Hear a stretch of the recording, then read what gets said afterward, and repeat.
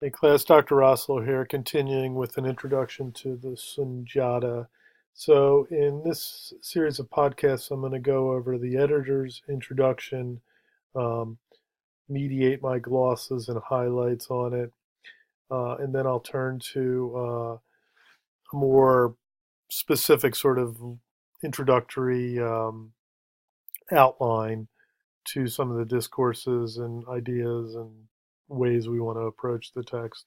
And then I'll finish with some speed readings of the first parts of the text, pointing things out. So my goal in doing these three versions of the podcast is sort of to cover as much as possible in layers without boring you too much with lecture. The first thing I'm going to do here is to gloss the editor's introduction. So the editor has, certain things that they're going for that they would like you to know.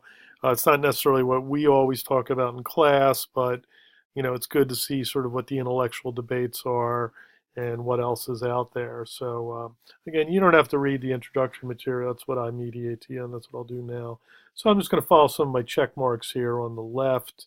So the editor and translator talks about um, the text itself, right? The construction of the text itself. Okay, so how to do this, right, and where he's going to go for that. So as I said before, the text Sunjata came into the Western imagination in 1965 through a prose translation um, that made the text accessible, but really, in a lot of ways, um, Disneyfied or cartoonized the text or simplified the text beyond, uh, sort of not all recognition. You got the basic storyline, but all the richness of the performance and the culture was lost.